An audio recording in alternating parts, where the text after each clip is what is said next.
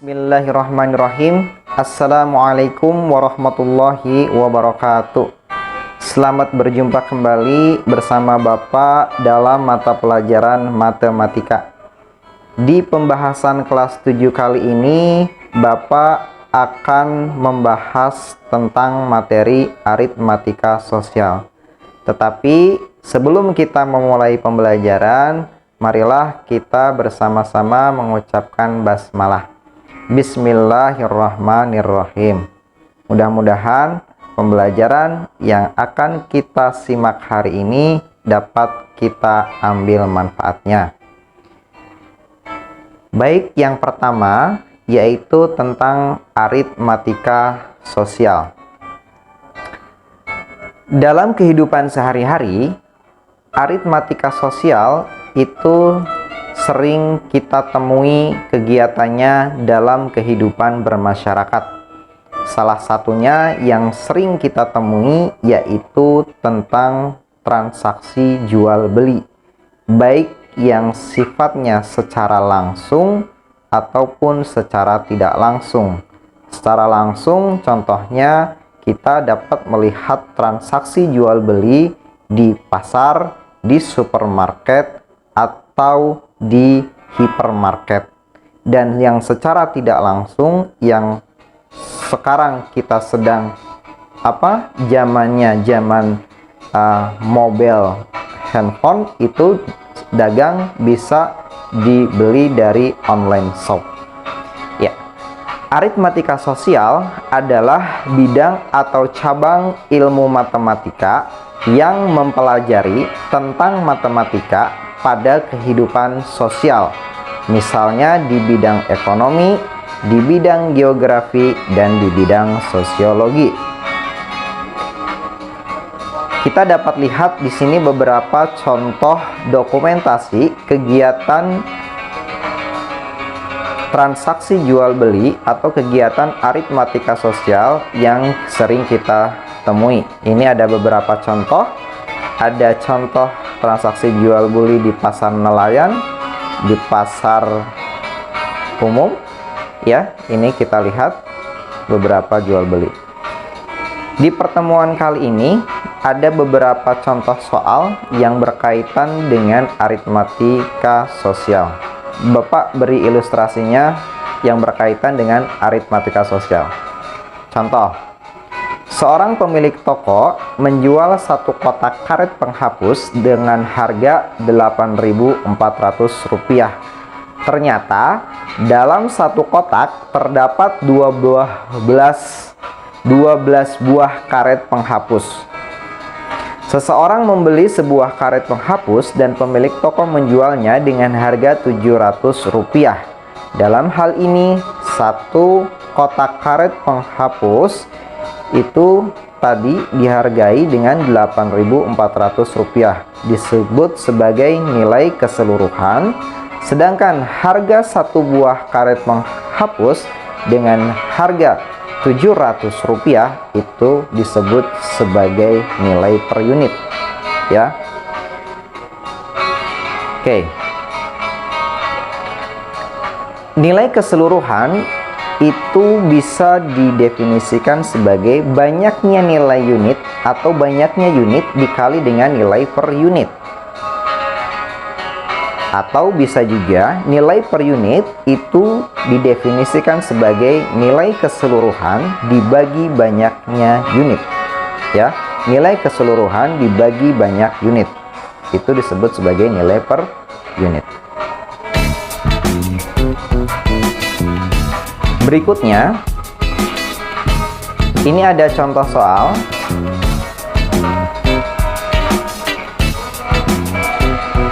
Harga sebuah buku tulis misalkan Rp3.000. Uang ningsih hanya cukup untuk membeli 10 buku tulis. Hitunglah jumlah uang ningsih untuk membeli buku tulis tersebut. Yang pertama. Yang kedua, banyaknya buku tulis yang dapat dibeli ningsih bila harganya turun menjadi 2.500. Ya, kita perhatikan penyelesaiannya. Misalkan jumlah uang ningsih adalah H rupiah. Berdasarkan nilai rumus keseluruhan diperoleh H itu sama dengan 10 dikali 3.000 sehingga menjadi 30.000. Jadi uang jumlah ningsih adalah 30.000. Pertanyaan yang kedua, banyaknya buku tulis yang dapat dibeli ningsih bila harganya turun menjadi 2.500. Jadi, jika harga buku tulis turun menjadi 2.500, maka banyaknya buku tulis yang dapat dibeli ningsih adalah sebagai berikut. Banyaknya buku tulis berarti 30.000 dibagi 2.500. Jadi berapa? Hasilnya ialah 12 buku tulis. Ya. Tadi sebelumnya kita sudah memahami tentang apa itu nilai keseluruhan dan apa itu nilai per unit. Nah, ini contoh soal yang bisa kalian simak. Berikutnya ada istilah lagi dalam aritmatika sosial, itu berkaitan dengan harga jual, harga beli, laba atau untung, dan rugi. Harga jual, harga barang yang ditetapkan oleh pedagang kepada pembeli.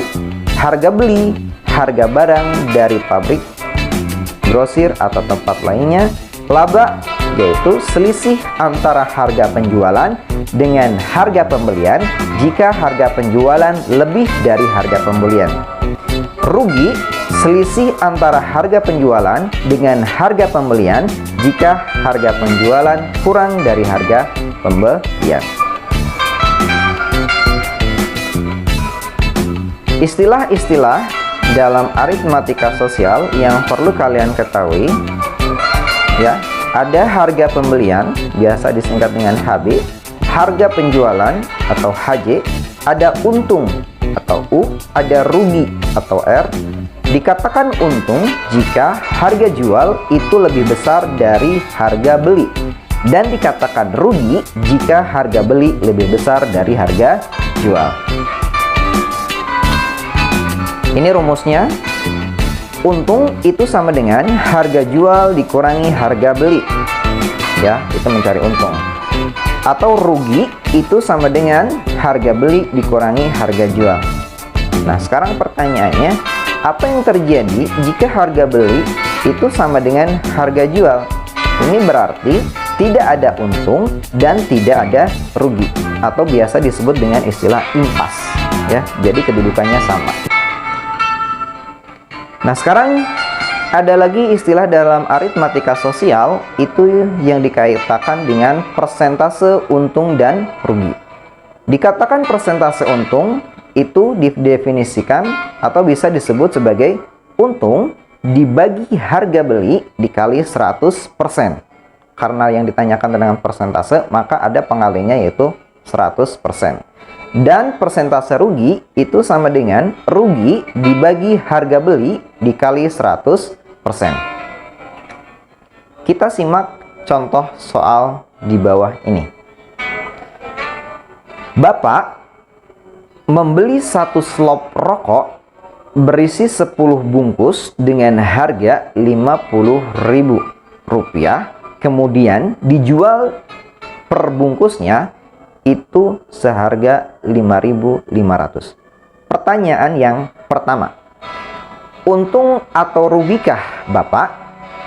Pertanyaan yang kedua, berapa keuntungan atau kerugian Bapak? Pertanyaan yang ketiga, berapa persentasenya? Baik, kita simak penyelesaiannya. Penyelesaian yang pertama, diketahui harga beli tadi 50.000. Yang ditanyakan adalah untung atau rugikah Bapak? Nah, sekarang kalau diketahui harga beli 50.000, maka kita bisa lihat tadi harga jualnya 5.500. Karena 10 bungkus berarti tinggal dikali 10, ya. Berarti harga jualnya dari 10 bungkus itu bisa kita dapatkan 55.000. Nah, di sini karena harga jual lebih besar dari harga beli, maka bisa dikatakan Bapak untung. Ya. Terus yang kedua, Yang ditanyakan adalah berapa keuntungan atau kerugian Bapak, ya. Untung itu tadi kita bisa simak didefinisikan sebagai harga jual dikurangi harga beli. Untung dari harga jual itu tadi harga jualnya kita peroleh 5.500 dikurangi harga beli. Harga beli 50.000, maka untungnya adalah 5.000 rupiah. Sekarang yang terakhir, pertanyaan terakhir, persentase keuntungan itu bisa dicari dengan untung per harga beli dikali 100%. Untungnya 5.000, harga belinya 50.000. Jadi 5.000 per 50.000 dikali 100%. Maka persentase keuntungannya adalah 10%. Yang berikutnya ini berkaitan dengan masih tentang aritmatika sosial, ya. Ada definisi lagi lainnya, itu ada istilah rabat, ada bruto, ada tara, dan neto. Rabat itu bisa dikatakan sebagai diskon, yaitu pengurangan harga yang diberikan kepada pengurangan harga yang diberikan penjual kepada pembeli. Bruto itu beratnya barang beserta kemasannya. Kalau tara itu lebih identik dengan berat kemasan barang. Kalau neto itu bisa didefinisikan sebagai berat barangnya saja atau berat bersih. Nah, ini ada rumus. Cara mencari bruto, ya, itu neto ditambah tara. Cara mencari neto itu sama dengan bruto dikurangi tara. Dan yang terakhir, cara mencari tara itu sama dengan bruto dikurangi neto. Tara dapat pula dinyatakan dalam bentuk persentase terhadap bruto, yaitu persentase tara sama dengan tara per bruto dikali 100%.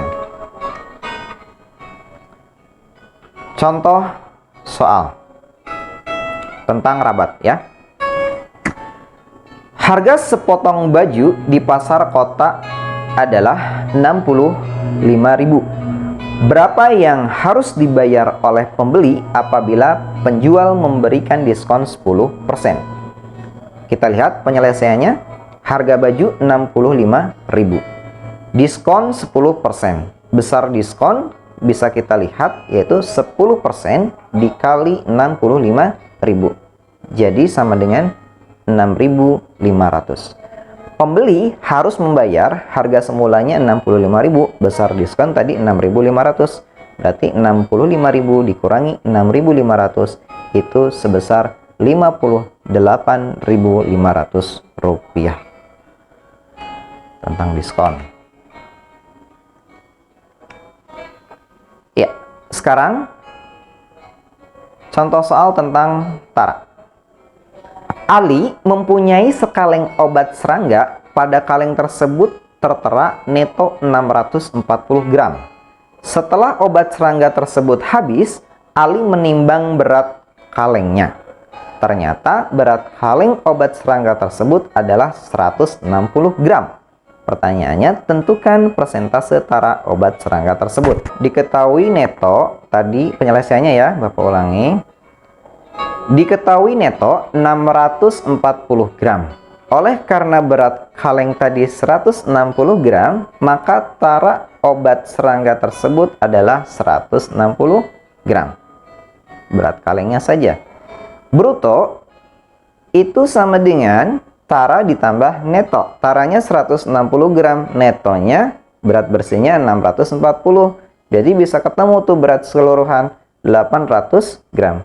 Jadi persentase taranya yaitu sama dengan tara dibagi bruto dikali 100%. Jadi 160 per 800 dikali 100%. Yaitu ketemu nilainya 20%. Dengan demikian persentase tara obat tersebut adalah 20%.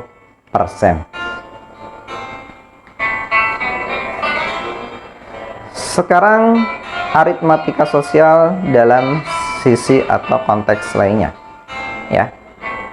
Ini dalam dunia perbankan ada istilah bunga dan ada istilah pajak.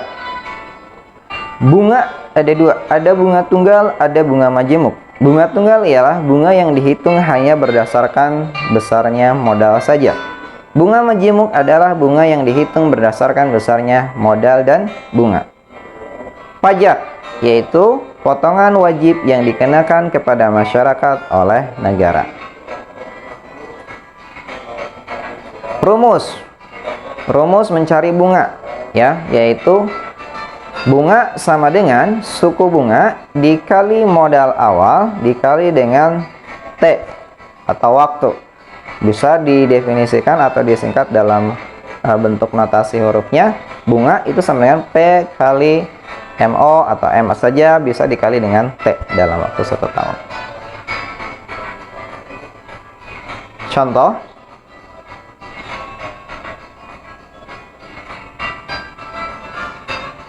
Vega menyimpan uang di bank sebesar 2 juta rupiah dengan suku bunga 18% setahun dengan bunga tunggal. Ya, ulangi. Vega menyimpan uang di bank sebesar 2 juta rupiah dengan suku bunga 18% setahun dengan bunga tunggal. Tentukan, pertanyaan pertama, besarnya bunga pada akhir bunga pertama. Jika besar bunga adalah 180.000, berapa lamakah ia menabung? Nah, ini yang lebih ke waktu ya, pertanyaan keduanya. Tadi modal awal, kita selesaikan dari pertanyaan pertama dulu. Modal awalnya adalah 2 juta. Ya, persentasenya itu 8, atau maaf, suku bunganya itu 18%. Waktunya 1 bulan. Ya, besarnya bunga pada akhir bunga pertama. Jadi tinggal dimasukkan saja, mencari bunga sama dengan P kali MO kali T. Jadi 18/100 karena 18%, ya. Itu suku bunganya. Dikali modal awalnya tadi 2 juta. Dikali waktunya karena 1 bulan, jadi hitungannya per tahun ya, 1/12. Jadi hasilnya adalah 30.000 rupiah.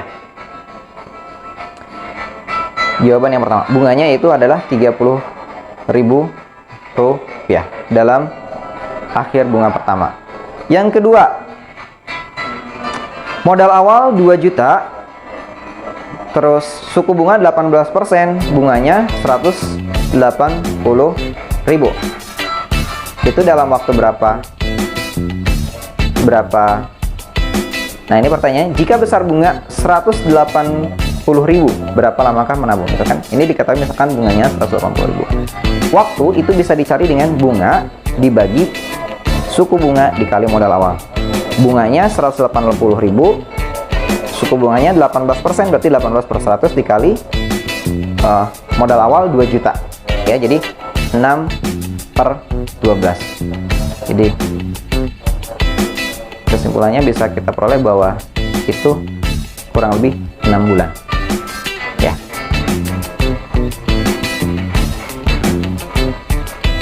Nah, sekarang untuk tugas di rumah, kalian bisa cari, ya, bisa itu dari internet atau sumber literatur buku lainnya yang kalian punya. Yang pertama adalah jelaskan dengan bahasa kalian sendiri pengertian dari nilai keseluruhan, nilai per unit, dan nilai sebagian. Pertanyaan pertama. Pertanyaan kedua ialah, jika seorang pedagang sayur membeli 12 ikat sayur, ia membayar dengan 2 lembar uang 5 ribuan dan mendapat uang kembalian 1.000. Pertanyaan pertama, tentukan harga pembelian seluruhnya. Pertanyaan kedua, tentukan harga pembelian seikat sayur. Pertanyaan ketiga, jika pembelian tersebut hanya membeli 5 ikat sayur, berapa rupiahkah ia harus membayar? Ya. Sekian dulu pemaparan tentang matematika yang berkaitan dengan materi aritmatika sosial. Mudah-mudahan pemaparan yang singkat ini bisa kalian terima dengan baik, bisa kalian pahami dengan baik. Kurang lebihnya Bapak mohon maaf. Akhirul kata, assalamualaikum warahmatullahi wabarakatuh.